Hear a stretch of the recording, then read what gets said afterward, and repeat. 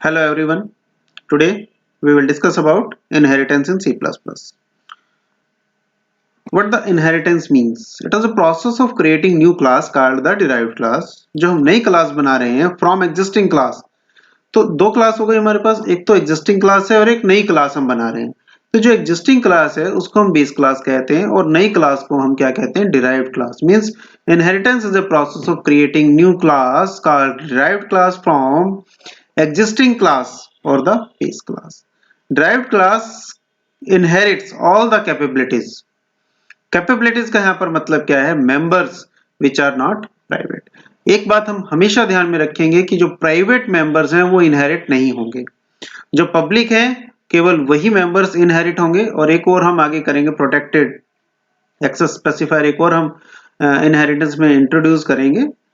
तो वो वाले जो जो डेटा मेंबर्स हमने प्रोटेक्टेड या पब्लिक डिफाइन किए हैं वो ही इनहेरिट होते हैं, वही आगे ट्रेवल करते हैं. The derived class inherits all the capabilities of the base class but can add its own functionality. Members. जब हम फंक्शनैलिटी की बात कर रहे हैं तब भी हम यही बात कर रहे हैं कि हम वहां पर derived class में कुछ नए डेटा मेंबर्स और मेंबर फंक्शंस को इंक्लूड कर सकते हैं and refinements of its own. The base class remain unchanged. Base class को हम चेंज नहीं करते. Once a base class is written and debugged, it needs not to be touched again. But by using inheritance, it can be adopted to work in different situations. Base class may be known as parent class and derived class may be known as child class. तो दो classes हमें ध्यान में रखनी है. एक तो जो पुरानी क्लास है और एक जो नई क्लास है. पुरानी क्लास को हम क्या कहते हैं? Base class. नई को हम कहते हैं डिराइव्ड क्लास. अगर नई क्लास पुरानी को यूज करके हमने बनाई है. और सिमिलरली जो हम नई क्लास बना रहे हैं उसको चाइल्ड क्लास कहते हैं. जिसकी हेल्प से हम बना रहे हैं उसको हम पेरेंट क्लास कहते हैं. Reusing existing code saves time and money. Means हमें एक क्लास में हमने जो लिख दिया प्रॉपर्टीज वो बार बार हमें हर प्रोग्राम में अलग अलग लिखने की जरूरत नहीं है. हमने एक क्लास बनाई, उसको हमने कंपाइल करके सेव कर दिया. Then we can use that file in any number of other files और programs. An important result of reusability is the ease of distributing class libraries. A programmer can use a class created by another person or company and without modifying it, derived other class from it. हमने अपनी खुद की class बनाई है, उनसे तो हम कर ही सकते हैं derivation.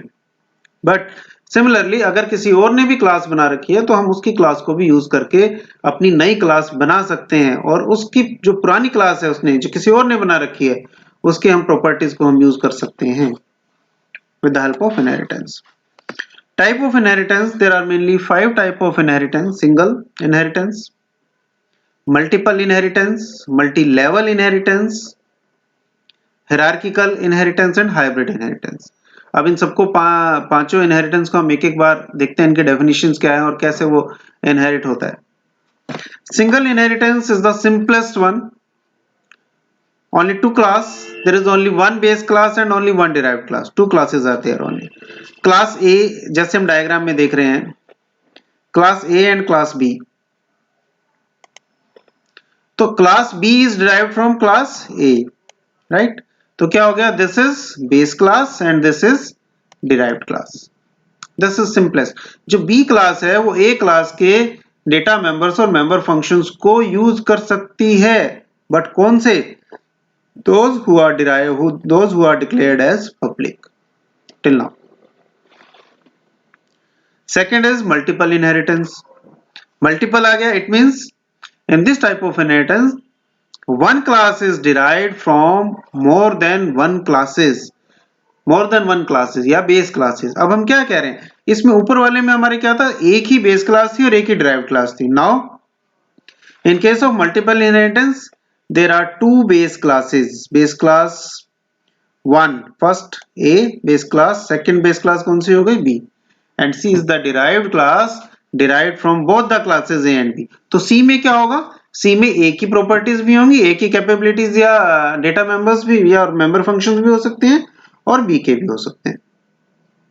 In this type of inheritance one class is derived from more than one base classes. Here class C is derived from class A and B. So class A and B are the parent class of C, or we can say that base class, and C is the derived class or child class. Third one is hierarchical inheritance. In this type of inheritance, one class can be inherited by more than one classes. Here base class is one. One class can be inherited by more than one classes. इसका मतलब क्या हुआ, base class हमारी एक हो गई और derived class एक से ज्यादा हो गई. Here base class is one and derived classes are more than one. देखो डायग्राम में अब क्या है, B class C and class D are derived from single base class A. Base class एक है हमारे पास और डिराइव्ड क्लास हमारे पास हो गई तीन. तो B ने भी A की कैपेबिलिटीज को यूज किया, डेटा मेंबर्स को, A के मेंबर्स को यूज किया. C ने भी A के मेंबर्स को यूज किया, D ने भी A के मेंबर्स को यूज किया. बट कौन से, हमेशा ध्यान रखना है, केवल वही मेंबर्स जो प्राइवेट नहीं हैं. Right, this is hierarchical inheritance. Now multi level inheritance. In this type of inheritance, a class can be derived from another derived class. Here, देखो, a class is derived from another derived class means multi level, एक से ज्यादा level हैं. हम ये कहते हैं level 1, level 2, level 3 या लेवल 0, लेवल 1, लेवल 2 कह सकते हैं इसको. ठीक है, तो इसका मतलब क्या हो गया, this is base class, B is derived from A and C is derived from B. तो इन टर्म्स ए को हम क्या कह सकते हैं,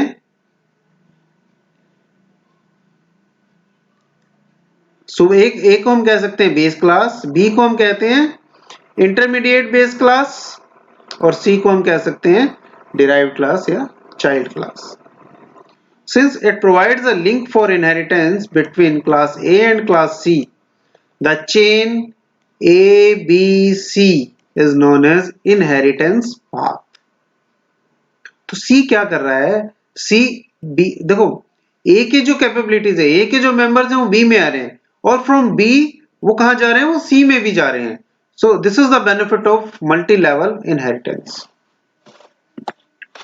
hybrid inheritance, combination of above two or more types of inheritance is known as hybrid inheritance.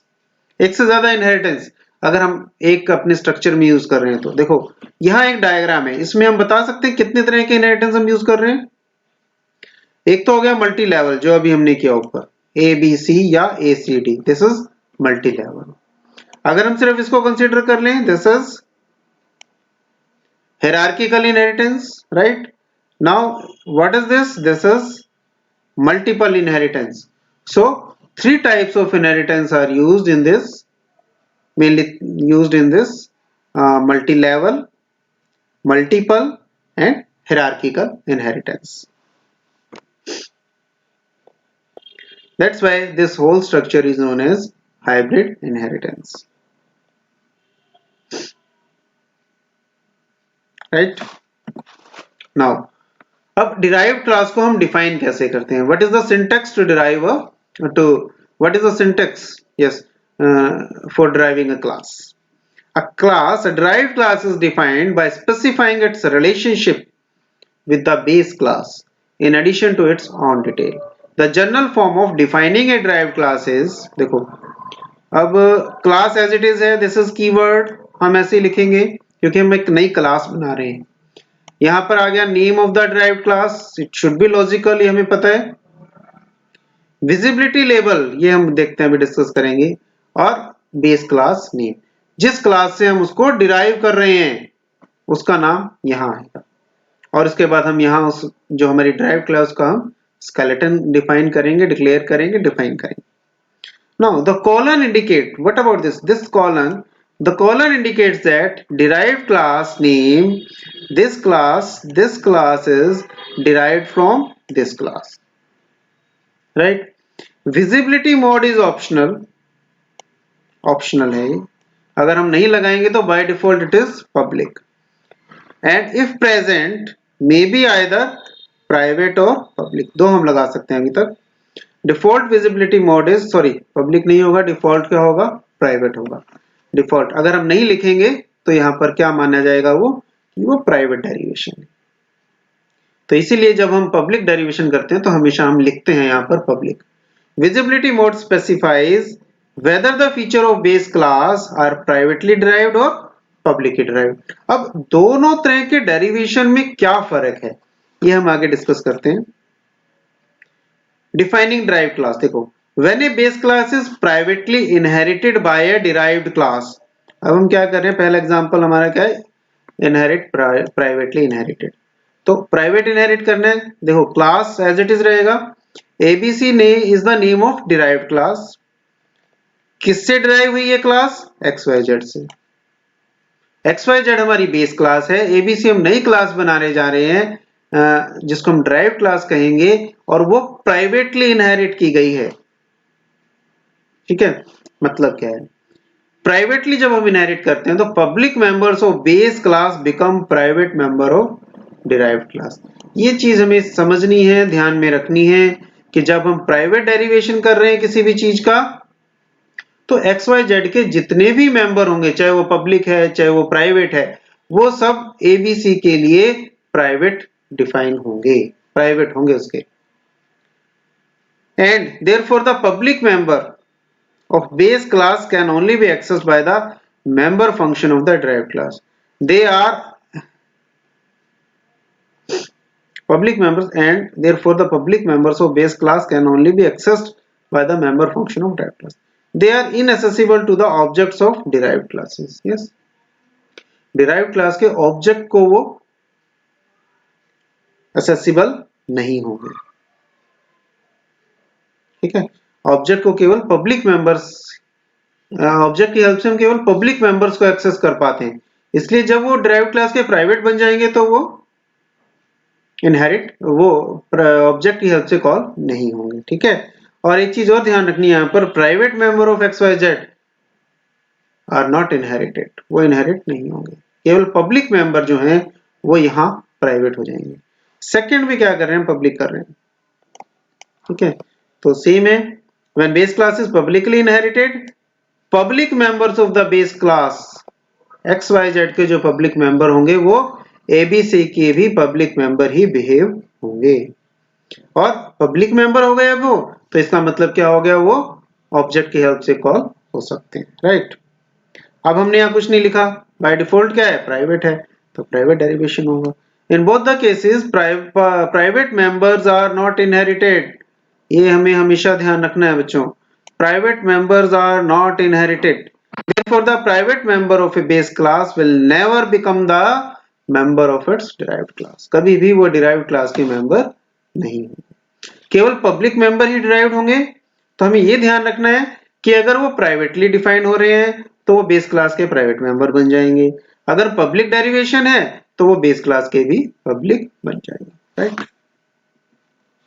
Now single inheritance का एक example है हमारे पास, अब एक प्रोग्राम हम बना रहे हैं सिंपल सा। This program shows base class B, एक हमने base class बनाई B and a derived class D, एक हमने derived class बनाई D। This is derived class D। Base class B contains one private member, variable A, this is private, and one public data member। B है क्या है, वो public है, और public function 1, function 2, function 3, तीन function public हैं, एक data member public है और एक डेटा मेंबर प्राइवेट है। राइट, क्लास डी में क्या हो गया, क्लास डी में एक डेटा मेंबर उसका खुद का है और दो मेंबर फंक्शन है उसके खुद के, दोनों पब्लिक है। ठीक है, तो अब अगर मैं आपसे कहूं कि डी का क्या स्ट्रक्चर होगा, तो डी का स्ट्रक्चर क्या बनेगा, देखो इंटीजर सी क्या हो गया, प्राइवेट हो गया। राइट, पब्लिक में क्या आ गया, बी आ गया, पब्लिक में आ गया बी, गेट ए भी आ गया पब्लिक में, गेट ए आ गया पब्लिक में, शो ए भी यहां पब्लिक में आ गया, और दो इसके थे। तो क्लास डी में क्या हो गया, एक प्राइवेट मेंबर, एक पब्लिक मेंबर, और 5 member functions are there for class D. void get ab, void get a, void show a, void multiple mul, void display। ठीक है, this is how the capabilities of base class gets inherited to derived class. ठीक है, now main function देखते हैं हम क्या है, पहले इसको देख लेते हैं। गेट ab में क्या है, a और b को इनिशियलाइज कर दिया हमने। गेट a में केवल a को रिटर्न कर रहा है, यानी कि a को डिस्प्ले करना है या a को हमने कहीं यूज करना है, तो गेट a हो गया। शो a में a को डिस्प्ले कर, दैट्स इट। इसमें क्या है, word multiply c b a, c is equal to, इसके अंदर क्या होगा, a और b को मल्टीप्लाई करना है हमने। तो यहां पर गेट a क्यों किया, a क्यों नहीं किया, क्योंकि a क्या है, वो प्राइवेट मेंबर है। Private member will not be inherited, ये इसीलिए किया गया ताकि हमें समझ आ जाए कि हम गेट a को हम हमें एक्सेस करना है यहाँ, तो with the help of only member functions of class a। b को हम डायरेक्ट एक्सेस कर पा रहे हैं, क्यों, क्योंकि b इसका पब्लिक मेंबर है। ठीक है, डिस्प्ले में हमने तीनों को डिस्प्ले कर दिया, और यहाँ डायरेक्ट a को यूज नहीं कर पाएंगे क्योंकि वो प्राइवेट है, तो हम यहाँ क्या कर रहे हैं, गेट a, ताकि a की वैल्यू यहाँ रिटर्न हो जाए। राइट, अब देखो क्लियर स्क्रीन आ गया हमारे पास। राइट, डी क्लास का हमने ऑब्जेक्ट बनाया, डिराइव्ड क्लास का हम ऑब्जेक्ट बनाने जा रहे हैं यहाँ पर। D dot gate ab means a की वैल्यू 5 हो गई और b की वैल्यू क्या हो गई, 10 हो गई। डी डॉट मल्टीप्लाई,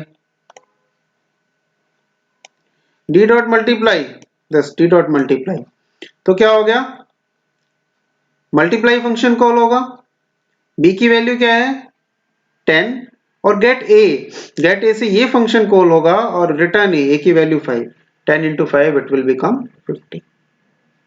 ठीक है, डी डॉट शो a की वैल्यू हम यहां डिस्प्ले कर रहे हैं, a is equal to 5, first output हमारी आई। डी डॉट डिस्प्ले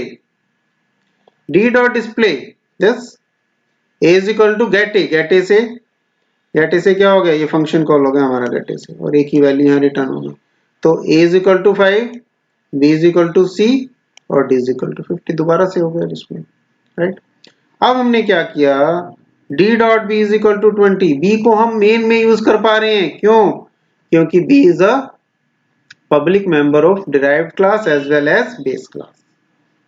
पब्लिक है तो हम उसको ऑब्जेक्ट की हेल्प से यूज कर पाते हैं आउटसाइड द क्लास। राइट, तो d डॉट b, अब b की वैल्यू क्या हो गई 20। राइट, मल्टीप्लाई में क्या हो गया, 20 into 5 100 हो गया। d dot display a is equal to, a की वैल्यू क्या थी हमारी 5 थी, b की नाउ 20 हो गया, this is the output, a is equal to 5, b is equal to 20 and c will become 100. This is how inheritance will work. हमें ये पता लग गया कि पब्लिक मेंबर ड्राइव्ड में कब यूज होंगे, मेन फंक्शन में कब यूज होंगे, और कब वो इनहेरिट होंगे, और ये हमें पता लग गया कि प्राइवेट मेंबर इनहेरिट नहीं हो। ठीक है, this is what the public derivation is. Same programme हम कर रहे हैं प्राइवेट डेरिवेशन के लिए। देखो क्या फर्क है अब दोनों में। प्राइवेट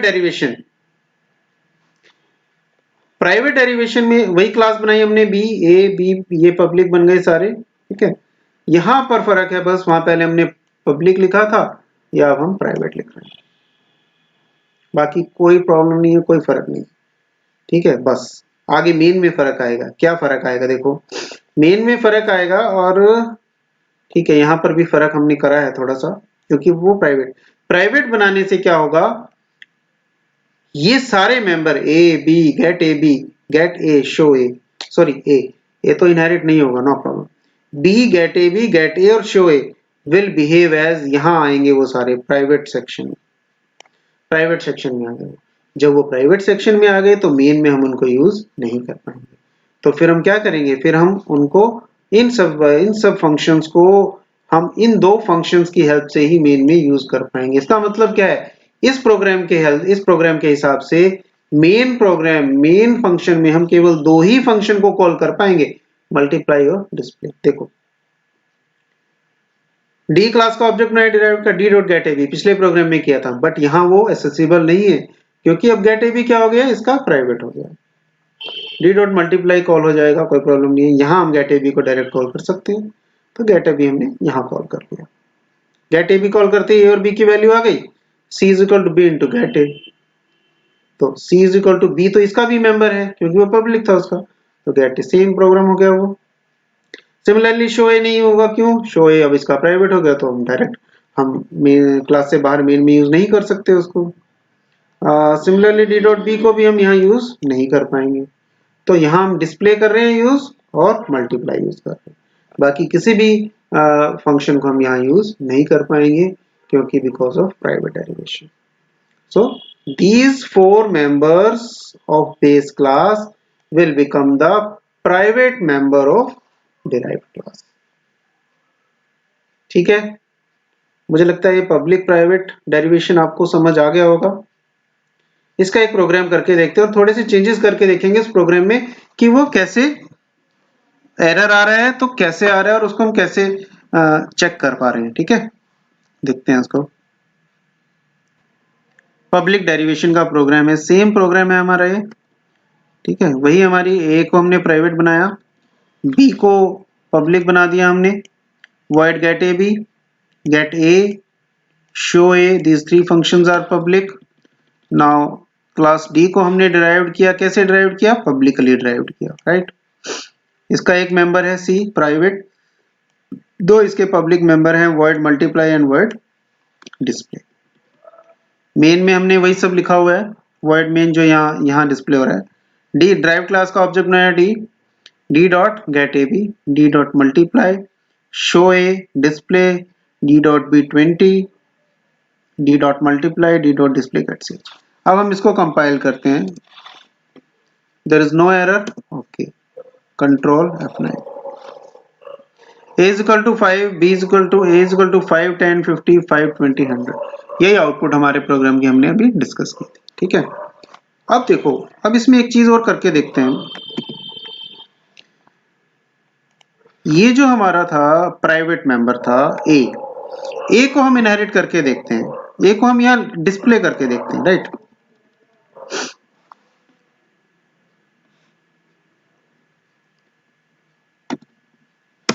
मैंने लिख दिया d dot A is equal to 20।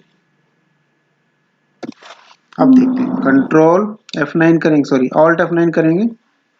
One error is there, क्या एरर है? बी मींस बेस क्लास का ए जो डेटा मेंबर है वो यहाँ पर एक्सेसिबल नहीं है। क्यों? क्योंकि वो प्राइवेट मेंबर था। ठीक है, ये क्लियर हो गया कि मेन में वो प्राइवेट मेंबर एक्सेसिबल नहीं है। हम एक चीज और देखते हैं कि क्या डिराइव्ड क्लास में भी वो एक्सेसिबल नहीं है। यहाँ हमने गेट ए करा ना, गेट ए करके हम इसको हटा देते हैं एक बार, हम सीधा डायरेक्ट ए करके देखते हैं क्या होता है, राइट। अब alt F9, two errors are there, okay। BA is not accessible, ठीक है, यहां भी accessible नहीं है, और कहां accessible नहीं है? 42 में। ठीक है, वो पहले वाली लाइन हमारी थी वो, इसलिए दो एरर्स आ गई हमारी। तो ये वाली तो क्लियर हो गई थी, अब ये वाली भी हमारी क्लियर हो गई कि A जो है वो डिराइव्ड क्लास के अंदर भी accessible नहीं है। तो ये दोनों पॉइंट हमारे क्लियर हो गए। नाउ वापस हम लिख देते हैं गेट A, राइट, और नीचे से भी उसको हटाएंगे। इसको हम कमेंट बना देते हैं, राइट। ऑल्ट F9 एक बार फिर करके देख लेते हैं। अब now there is no error. ठीक है, अब देखो क्या होता है। अब हमने इसको प्राइवेट, ये पब्लिक डेरिवेशन था, ठीक है। अब हम क्या कर रहे हैं, इसको प्राइवेट डेरिवेशन कर दिया। अब हमने पब्लिक हटा के प्राइवेट प्राइवेट कर दिया। सेम प्रोग्राम है, मैंने और कुछ चेंज नहीं किया इसमें। Now alt F9 compile. Three errors आ रहे यार। Get AB is not accessible here, ठीक है, क्योंकि now get AB become the private member of derived class, तो हम उसको मेन फंक्शन में यूज नहीं कर सकते। सेकंड एरर शो ए भी अब क्या हो गया, प्राइवेट मेंबर बन गया, इसलिए हम उसको यहाँ मेन में यूज नहीं कर सकते, ये भी गलत है। तो और थर्ड क्या है, बी इज नॉट एक्सेसिबल। ये कहाँ है, बी इज नॉट एक्सेसिबल, ठीक है। बी भी अब क्या हो गया, प्राइवेट मेंबर हो गया ड्राइव्ड क्लास का, इसलिए ये भी यहाँ यूज नहीं होगा। तो हमने क्या करा, इसको भी हमने कमेंट बना दिया, डी डॉट शो ए को भी हमने कमेंट बना दिया, और D dot get A B को भी हमने यहाँ पे कमेंट बना दिया। ठीक है। अब देखो Alt F9, अब कोई एरर नहीं है। अब हम आउटपुट चेक करें इसकी क्या आती है।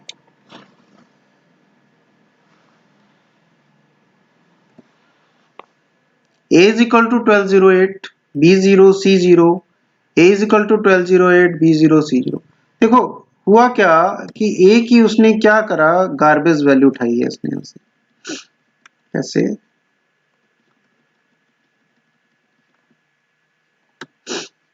देखो गेट ए भी हम नहीं कर पाए ना, गेट ए भी हम नहीं कर पाए। तो जब हम गेट ए भी नहीं कर पाए तो क्या हुआ, उसने ए और बी की गार्बेज वैल्यू उठा लिया, सब इनिशियल वैल्यू उठा ली। तो उस चीज को रिमूव करने के लिए हम यहाँ क्या करेंगे, यहाँ हमने लिख दिया get A B. Get A B को हमने डायरेक्ट कॉल कर लिया यहाँ पे, गेट। अब गेट ए बी क्योंकि वो यहाँ प्राइवेट बन गया, प्राइवेट मेंबर को हम यहाँ डायरेक्ट कॉल कर सकते हैं, ठीक है। और ठीक है, अब देखते हैं Alt F9, ठीक है, control F9। A is equal to 5, B is equal to 10, C is equal to 50, 5, 10, 50, ठीक है। अब हमारे आउटपुट में कोई प्रॉब्लम नहीं है, बिल्कुल करेक्ट आउटपुट है। 2 बार डिस्प्ले हो रहा है क्योंकि हमने यहाँ पर 2 बार डिस्प्ले लगाया हुआ है और 2 बार ही मल्टीप्लाई किया हुआ है, ठीक है। That's why it is displaying 2 times.